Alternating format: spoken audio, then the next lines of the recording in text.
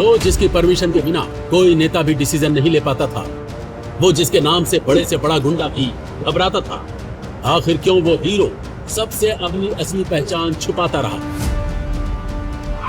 Pocket FM की इस कहानी में रोमांस भी है, ड्रामा भी है और जी हाँ, एक्शन भी है। तो इस वीडियो को स्किप किए बगैर बने रहिए हमारे साथ।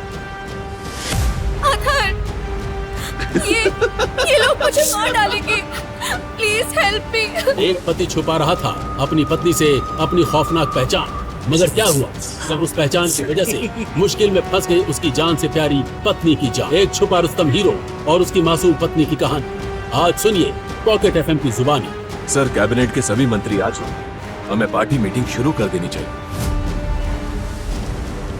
हाँ सीएम साहब, अब देर किस बात की, इस मीटिंग का एजेंडा डिस्कस कर ही लिया जाए।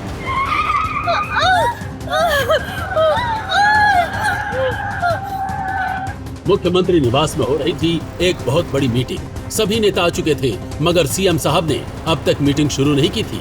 उनकी शक्ल से लग रहा था जैसे उन्हें किसी का बेसब्री से इंतजार हो।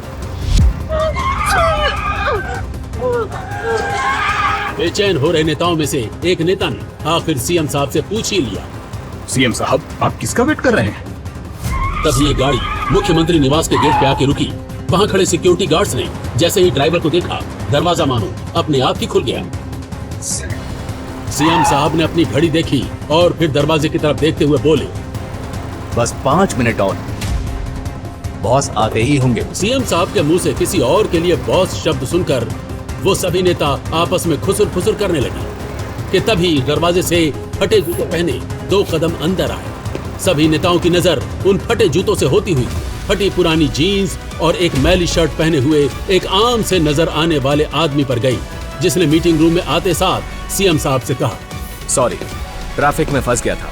उस आदमी को देखकर सीएम साहब अपनी कुर्सी से खड़े हो गए और सीएम साहब को देख बाकी नेता भी अदब से खड़े हो गए। मेरे प्यारे भाइयों, ये है मिस्टर अथर्व सिंघानिया उर्फ किंग, मेरे बॉस। और मैं इन्हें अपना बॉस क्यों मानता हूँ वो आप सबको आज की मीटिंग के बाद पता चल ही जाएगा। पर मीटिंग शुरू होने से पहले मैं आप सबको एक बात बताना चाहता हूँ। आज मैं आपको इस मीटिंग में जो भी बताने वाला हूँ, उसकी भनक इस कमरे के बाहर एक परिंदे को भी नहीं लगनी चाहिए। Got it? अथर्व की बात सुनकर सभी मंत्रियों ने हामी भरी और फिर शुरू हुई 15 मिनट की वो मीटिंग, जिसने उस कमरे में मौजूद हर नेता को सोचने पर मजबूर कर दिया। मगर इस सीक्रेट मीटिंग से अनजान सीएम हाउस के बाहर मर्सिडीज कार में बैठे विजय अग्रवाल और उनकी पत्नी मनीषा अग्रवाल बेचैन हुए जा रहे थे। 15 मिनट बोल के गया था, 20 मिनट हो गए। हाँ। अरे कहाँ मर गया ये हमारा लूजर दामाद अथर्व। मुझे तो ये समझ नहीं आ रहा है कि फटे कपड़े और गरीबों सी शक्ल होने के बाद भी इसे सीएम हाउस में एंट्री कैसे मिल गई। जी हाँ, सही समझा आपने। विजय और मनीषा उसी अथर्व के बारे में ये बातें कर रहे हैं जिस अथर्व को सीएम साहब भी अपना बॉस मानते हैं। पर अगर अथर्व वाकई इतनी बड़ी हस्ती है तो फिर उसे उसके सास ससुर हल्के में क्यों लेते हैं? पता चल जाएगा। पहले जरा हम अथर्व की पत्नी नैना से तो मिल लें, जो उस वक्त सीएम हाउस के दरवाजे पर नजर टिकाए अपने पति के बाहर आने का वेट कर रही थी। कहाँ चला गया ये अथर्व? फोन भी स्विच ऑफ करके बैठा है। इतने में नैना को सीएम हाउस के दरवाजे से बाहर आता अथर्व दिखाई दिया और अथर्व के कार में पहुंचकर ड्राइवर सीट पर बैठते ही मनीषा और विजय उस पर टूट पड़े। कहाँ रह गया था तू? पूरे सीएम हाउस में झाड़ू कटका लगा रहा था क्या? अरे, या फिर यहाँ भी गाड़ियाँ साफ करने की नौकरी मांगने गया था तू?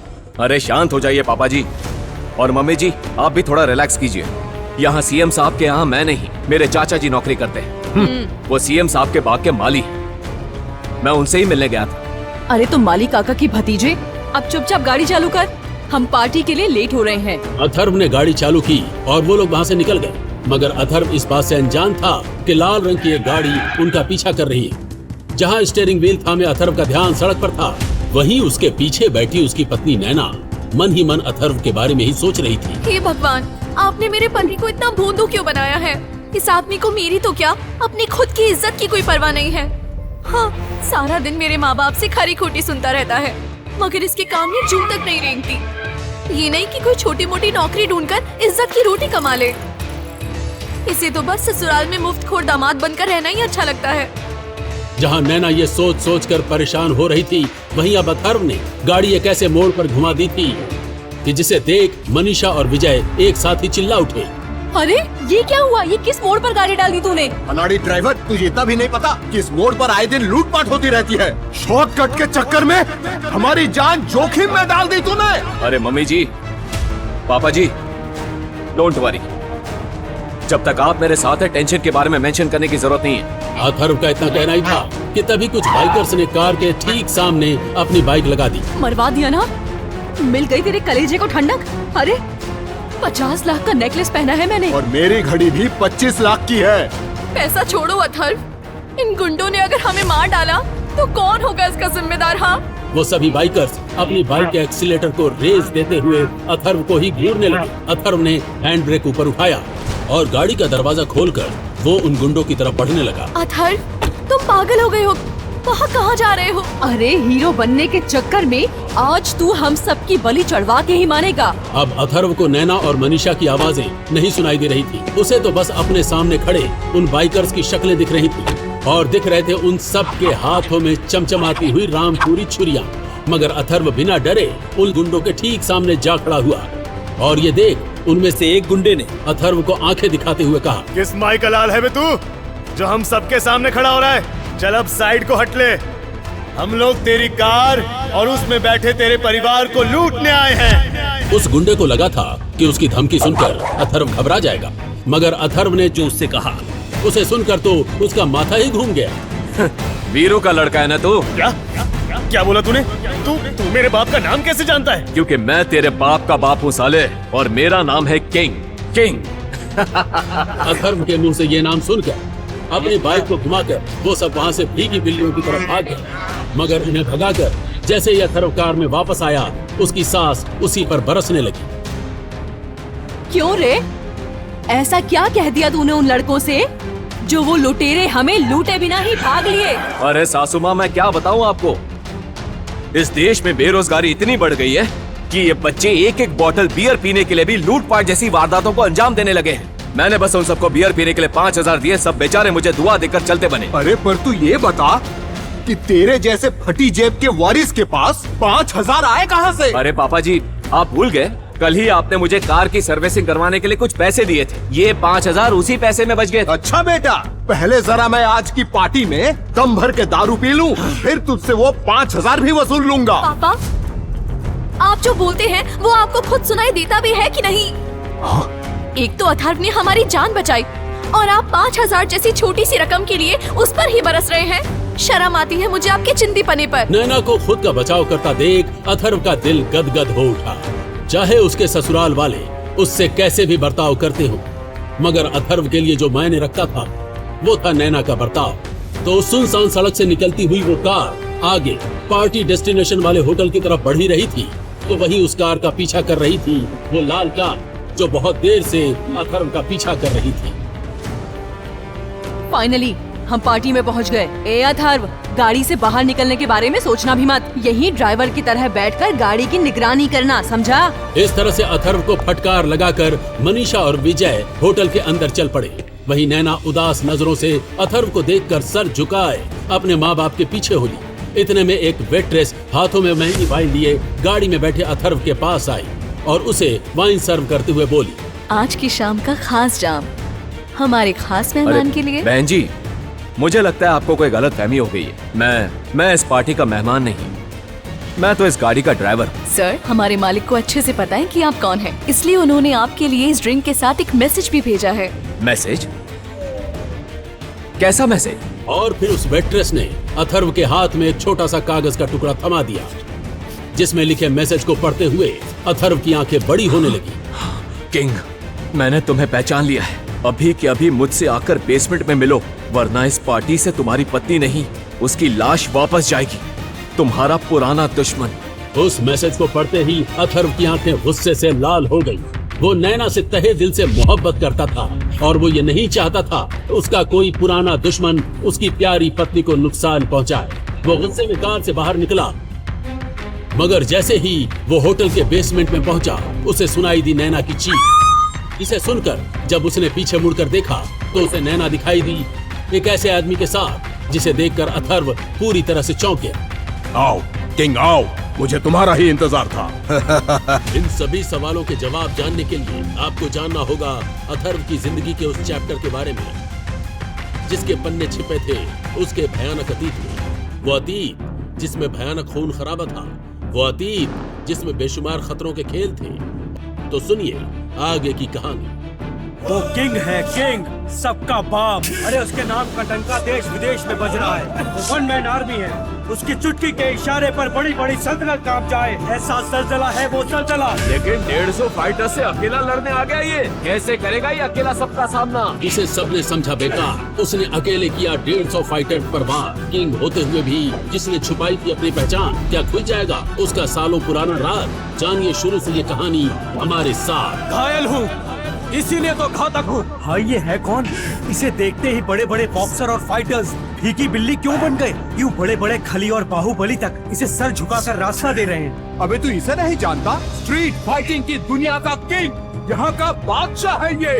लेकिन 3 साल से आखिर कहाँ गायब था? ये जरूर अपने साथ एक तूफान लेकर लौटा है। जिसे ससुराल ने समझा गरीब और बेकार, उसने पत्नी को बचाने के लिए एक साथ 150 फाइटर्स पर किया वार। किंग होते हुए भी जिसने छुपाई थी अपनी पहचान, क्या खुल जाएगा उसका सालों पुराना राज? जानिए शुरू से ये कहानी हमारे साथ। मेरी बीवी की तरफ आंख भी उठाई ना तो जमीन के 10 फीट अंदर गाड़ दूंगा तुझे सिन्हा। अगर अपनी बीवी को बचाना है तो कल शाम 7 बजे पहुंच जाना। तुझे मेरे 150 फाइटर से लड़ना होगा। जब पत्नी पर किया गुंडों ने वार, एक बार फिर उसने उठाया हथियार। जो प्यार के लिए छुपा कर रखता था अपनी पहचान, वो किंग हुआ 150 फाइटर से लड़ने को तैयार। सुनिए शुरू से ये दिमाग को हिला देने वाली कहानी हमारे साथ। गड्ढा छोटा है चाचा, इसे बड़ा करो। आज कम से कम 500 लोगों को कब्र में पहुंचाने का मूड है मेरा। अथर्व को स्ट्रीट फाइटिंग की दुनिया का किंग कहा जाता है, क्योंकि वो अपने दुश्मनों को केवल हराता नहीं था बल्कि उन्हें मारकर दफनाता भी था। किंग, बड़ा गड्ढा खोदने में समय लगेगा, मुझे थोड़ा और वक्त दीजिए। सिन्हा साहब, 500 की जगह एक बार में 50 लोग ही भेजना। क्या हुआ किंग, डर गए क्या? डरा नहीं सिन्हा साहब, वो क्या है ना कि ये कब्र खोदने वाला 500 लोगों की कब्र एक बार में नहीं खोद पाएगा। तो मैंने सोचा इस बार 50-50 के लॉट में आपके इन लड़कों को नर्क का दरवाजा दिखाता हूँ। जहाँ अथर्व को स्ट्रीट फाइटिंग की दुनिया का किंग कहा जाता था, वहीं उसके ससुराल में उसे सब नाकारा, निकम्मा, नौकर समझते थे। पर वो ये सब कुछ सहता था अपने प्यार की वजह से। आज भी वो खुद के लिए नहीं बल्कि अपने प्यार के लिए इतने सारे लोगों से अकेले लड़ने को तैयार था। पर क्या वो इतने सारे लोगों को एक साथ हरा पाएगा? क्या होगा जब ससुराल वालों को उसकी असलियत का पता चलेगा? इन सवालों का जवाब जानने के लिए बने रहिए हमारे साथ और सुनिए आगे की कहानी। क्या बॉडी है आपकी जीजू, एकदम फौलाद है फौलाद। अबे ओ फौलाद की औलाद, कितनी बार कहा है युग तुझे कि इस अथर्व से दूर रहा कर। इसकी संगत में रहा ना तो झाड़ू पोछा लगाता रह जाएगा बस। अपनी माँ की बातें सुनकर युग मुंह बनाते हुए वहाँ से चला गया। दरअसल अथर्व अग्रवाल खानदान का जमाई था, लेकिन कोई दामाद जब घर जमाई हो और गरीब भी हो तो ससुराल वालों से 36 का आंकड़ा होना तो तय ही है। अथर्व को तो सबके ऐसे ही ताने सुनने की आदत है। वहीं उसकी बीवी नैना उसे देखती तक नहीं थी। 3 साल से एक छत के नीचे रहते हुए भी दोनों पति पत्नी अजनबियों की तरह रहते हैं। तभी उसकी पत्नी नैना बहुत टेंशन में और कांपते हुए जल्दबाजी में अपने कमरे की तरफ जाती है और उसे देख अथर्व से रहा नहीं जाता। नैना, क्या हुआ, तुम ठीक तो हो? हाँ, मुझे क्या होगा, मैं ठीक हूँ। उसी वक्त नैना के फोन पर किसी का फोन आता है, जिसे देख नैना के हाथ कांपने लगते हैं और आंखों में जैसे डर छा जाता है। वो फोन उठाकर कान से लगाकर अपने कमरे की तरफ चली जाती है। अथर्व उसके पीछे जाता है कि तभी उसकी सास मनीषा पीछे से बोली, वे तू मेरी बेटी की दुम है क्या जो उसके पीछे पीछे चल पड़ा? गाड़ी साफ कर, तेरे ससुर को ऑफिस के लिए निकलना है। ये डायन कब निकलेगी इस दुनिया से? इसे तो यमराज भी अपने पास बुलाने से डरता होगा। मुंह मत चला, जोर से बोल, क्या बोल रहा है? माँ जी, आपका कहा पत्थर की लकीर है, सफाया कर दूंगा उस मर्सिडीज का। है? क्या बोला? मेरा मतलब गाड़ी चमका दूंगा माँ जी, डोंट वरी। उसे डेंजर लुक देकर मनीषा वहाँ से चली गई। तभी अथर्व ने किसी को कॉल किया। इस वक्त उसका रुबाब भी बदला हुआ था। पता करो नैना के साथ क्या हुआ है। आज सुबह वो कहाँ गई थी, किससे मिली थी और हुआ क्या था?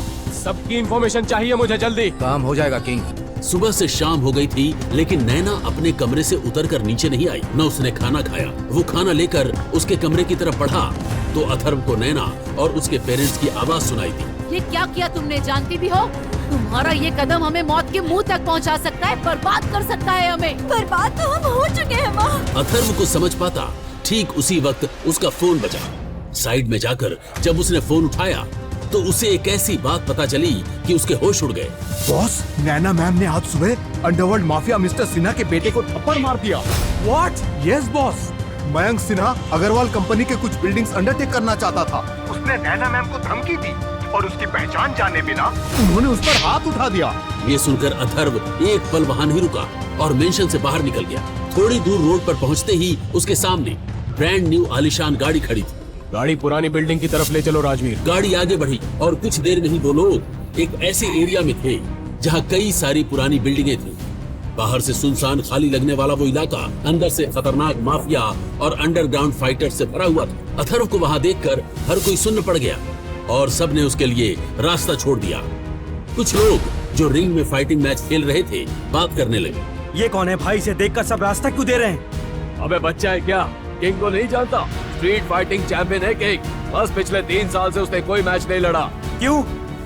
3 साल पहले क्या हुआ था और अब अचानक ये यहाँ क्यों आया है? किंग आया है तो अपने साथ तूफान जरूर लेकर आया होगा, पता चल जाएगा। अथर्व सबको नजरअंदाज करके अपने आदमी राजवीर के साथ उस बिल्डिंग के सबसे ऊपर वाले फ्लोर पर पहुंचा जहां अंडरवर्ल्ड के खूंखार माफिया बड़े बड़े सौदे किया करते थे। अथर्व सीधा सबसे बड़ी चेयर पर बैठे शख्स अनुभव सिन्हा से बोला, अपने बेटे को बोल देना मेरी पत्नी नैना से दूर रहे। अगर उसकी तरफ आंख उठाकर देखा तो तेरे बेटे की लाश तेरे घर पे भेज दूंगा, याद रखना। मयंक एक कमरे से बाहर आकर अथर्व को घूरते हुए बोला, उसने थप्पड़ मारा है मुझे। तेरी पत्नी को उसकी औकात याद दिलाऊंगा मैं। गुस्से से उसका कॉलर पकड़ लिया और उसके ऐसा करते ही वहां मौजूद लगभग 500 लोगों ने अथर्व की तरफ गन तान दी, लेकिन अथर्व के चेहरे पर एक शिकन तक नहीं आई। यहीं मार के काट दूंगा। पहले किंग हथियार हाथ में लेकर घूमता था और अब जेब में लेकर घूमता है, लेकिन इसका मतलब ये नहीं कि इस्तेमाल करना भूल गया हूँ मैं। अथर्व ने लाल आंखों से घूरते हुए मयंक से कहा। मयंक की तो जान निकल गई। वो अपने पापा की तरफ देखने लगा।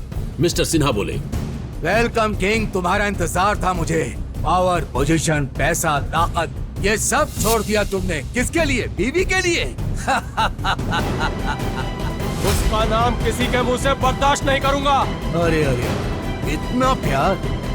सोच, तुझे अपनी बीवी से इतना प्यार, मेरे बच्चे को हाथ लगाने वाले के हाथ काट देना चाहता हूँ। ये सुनते ही अथर्व ने फुर्ती से अपने स्लीव्स में छिपे हुए हथियार को निकालकर सिन्हा के गर्दन पर रख दिया और उस पर गन ताने खड़े सभी लोगों ने गन लोड कर दी। चलाओ गोली, लेकिन एक भी गोली मुझ तक पहुंचने से पहले तुम्हारे बॉस का सर मेरे पैरों पर पड़ा होगा। फुटबॉल खेलना उसके साथ, फुटबॉल। कसम पैदा करने वाले की। हथियार नीचे करो सब। और किंग, इतना तो तुम अच्छे से जानते ही होगे कि जब अंडरवर्ल्ड की दुनिया में 2 लोगों में दुश्मनी होती है तो फैसला फाइनल फाइट से होता है। ऐसा है तो कर लेते हैं फैसला।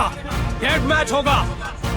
2 लोगों में से कोई एक ही जिंदा बचेगा। गड्ढा खोद लेना अरीना के पास। जो हारेगा उसकी लाश उसी गड्ढे में दफनाई जाएगी। तो खुद को 30 बार खान मत समझ। तू जानता नहीं है पिछले 3 सालों में कितने बड़े बड़े फाइटर्स इस दुनिया का हिस्सा बने हैं जो तुझे एक चुटकी में राख कर सकते हैं। आज शाम 7 बजे बुला लेना जिसको बुलाना है और जितनों को बुलाना है। इतना कहकर अथर्व वहां से चला गया। 3 साल पहले उसने इस दुनिया से अचानक गायब होने का फैसला किया था, जब एक दिन अचानक हालात ऐसे बने थे कि उसे अपनी पहचान छुपाकर नैना का पति और अग्रवाल खानदान का दामाद बनना पड़ा था। लेकिन हर शाम वो स्ट्रीट फाइटिंग की प्रैक्टिस किया करता। जब वो घर पहुंचा तो उसके पहुंचते ही मनीषा भड़क उठी। आ गया? तेरी तो अच्छे से क्लास लेती, लेकिन अभी नहीं। अभी हम सब दुबई जा रहे हैं और तू यहीं रहेगा। नैना भी आपके साथ जा रही है? तो क्या तेरे पास छोड़कर जाए उसे, ताकि तेरी मनहूस शक्ल देख देख कर मर जाए मेरी बेटी? अथर्व ने इस बात का जवाब नहीं दिया। वो समझ चुका था कि इस सिचुएशन से बचने के लिए वो सभी लोग कुछ दिनों के लिए दुबई जा रहे थे और वो ये भी अच्छे से जानता था कि अंडरवर्ल्ड के उन लोगों से बचना इतना आसान नहीं है। ठीक है, आप लोग जाइए, मैं यहीं रहता हूँ। घर के सभी लोग जाने लगे और नैना भी निकलने लगी। नैना ने एक बार अथर्व की तरफ देखा और दूसरे ही पल नजर हटा ली। आखिर रिश्ता क्या था उन दोनों का? आज तक कभी 5 मिनट उन्होंने ठीक से बात नहीं की थी। फिर भी अथर्व ने नैना से कहा, ख्याल रखना अपना और चिंता मत करो, सब ठीक हो जाएगा। अथर्व, तुम चलो नैना, इसके साथ क्या टाइम पास कर रही हो? निकलो जल्द। मनीषा नैना को खींचते हुए वहाँ से ले गई।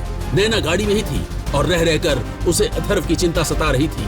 वो लोग अथर्व को अकेला छोड़ आए थे, वो भी ऐसे खतरे के माहौल में। माँ, अगर हम अथर्व को भी साथ ले चलते तो क्या हो जाता? अगर वो खतरनाक लोग घर पर आ गए तो वो बेचारा क्या करेगा? नैना, ज्यादा सोचने की जरूरत नहीं है, शुक्र मानो। इतना सब होने के बावजूद हम तेरा साथ दे रहे हैं। कोई और परिवार होता ना तो अपना पल्ला झाड़ लेता। माँ, उसकी जान खतरे में है, मेरा पति है वो। उसे ऐसे छोड़कर जाते हुए मेरा मन नहीं मानता। गाड़ी रोको पापा। नैना, पागल मत बनो। अरे अगर उसे कुछ हो गया तो अच्छा ही है ना, तुम्हारा पीछा छूटेगा उससे। याद करो कि ये शादी तुम्हारे मनमर्जी की नहीं थी। पापा, गाड़ी रोको, मुझे जाना है अथर्व के पास। मैं उसे अकेला नहीं छोड़ूंगी। आज तक उसने मेरा साथ दिया है, अब मेरी बारी है। नैना के पिता विजय अग्रवाल ने गुस्से से गाड़ी रोक दी। नैना गाड़ी से बाहर निकलने लगी तो वो बोले, हम लोग जा रहे हैं। तुम्हारी वजह से हम लोग अपनी जान खतरे में नहीं डाल सकते हैं नैना। नैना गाड़ी से बाहर निकली और तुरंत ऑटो पकड़ लिया। वो घर की तरफ पहुंची ही थी कि तभी उसने अथर्व को एक बड़ी सी गाड़ी में बैठते हुए देखा और वो डर गई। ये गाड़ी कहीं अंडरवर्ल्ड के लोगों की तो नहीं? ये अथर्व को लेकर क्यों जा रहे हैं? मेरे बारे में पूछताछ कर रहे होंगे। मुझे जाना होगा। भैया, उस गाड़ी का पीछा कीजिए। नैना उस गाड़ी का पीछा करने लगी। कुछ दूरी पर आकर अथर्व की गाड़ी वहाँ से गायब हो गई और नैना बीच रोड पर ही रह गई। वहीं इधर अथर्व जब फाइटिंग एरिया में पहुंचा तो बड़े बड़े तगड़े फाइटर्स ऐसे लाइन में खड़े थे जैसे उसके खून के प्यासे हो। Welcome king. दुनिया भर के खतरनाक फाइटर्स जिनका नाम सुनते ही लोग घबराते हैं, तुमसे फाइट करने के लिए यहाँ मौजूद हैं। देखते हैं किसमें कितना दम है। अथर्व बिना डरे साइड में देखते हुए बोला, गड्ढा छोटा है, इतने सारे लोग दफन नहीं हो पाएंगे, थोड़ा गहरा खोदो। गड्ढा खोदने वाला आदमी जो पिछले 15 साल से न जाने कितनी ऐसी डेड फाइट्स देख चुका था, मुस्कुराते हुए बोला, किंग, बड़ा गड्ढा खोदने में और समय लगेगा। आपको मुझे थोड़ा और वक्त देना होगा। सिन्हा साहब, 500 की जगह एक बार में 50 लोग ही भेजना। क्या हुआ किंग, डर लग रहा है क्या?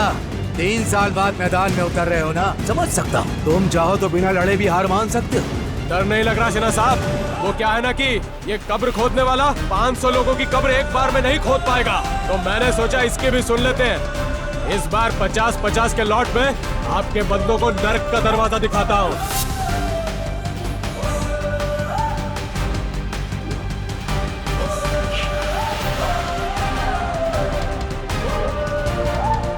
बेवकूफ लोग, अपनी मौत को ऐसे दावत कौन देता है? King is back. बस फिर शुरू हुई अंडरवर्ल्ड की दुनिया की सबसे क्रूअल और भयंकर फाइट। कुछ ही देर में अथर्व का चेहरा, बॉडी सब खून से भरा हुआ था, लेकिन वो खून उसका नहीं, उन फाइटर्स का था जो कुछ वक्त पहले जिंदा थे, लेकिन अभी भी उससे लड़ने वालों की लाइन लंबी थी। और फिर अथर्व के सामने आया एक ऐसा फाइटर जिसके नाम का डंका पूरे एरिया में बज रहा था। खत्म कर दो इसे, रुका। किंग का नाम अंडरवर्ल्ड और स्ट्रीट फाइटिंग की दुनिया से गायब हो जाना चाहिए। ऐसा कोई माइका लाल पैदा नहीं हुआ जो मुझे हरा सके। तू बस अपने फाइटर्स की लाशें गिनता जा सिन्हा। और फिर शुरू हुई लूका और किंग के बीच डेथ फाइट। लेकिन जब किंग को गुस्सा आता है तो दूर कहीं ज्वालामुखी फटता है। अथर्व लूका का खात्मा करने ही वाला था, तभी उसने एक जानी पहचानी आवाज सुनी, जिसे सुनते ही उसके हाथ अपने आप उठ गए। उसने पलट कर देखा तो वो आवाज थी नैना की।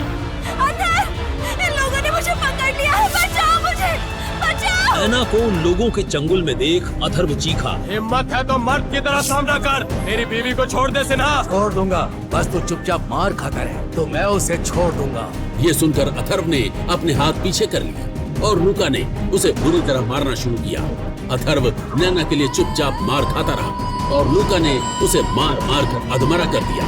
अथर्व बेजान सा नीचे गिर पड़ा और सिन्हा हंसते हुए, कर दो उसकी पत्नी को मयंक के हवाले, जिसे इसने थप्पड़ मारा था, और सारे 150 फाइटर्स इसके मांस का एक एक टुकड़ा नोच कर अलग कर दो। टूट पड़ो उस पर एक साथ। क्या अब सब मिलकर मार के गाड़ देंगे अथर्व को उस गड्ढे में?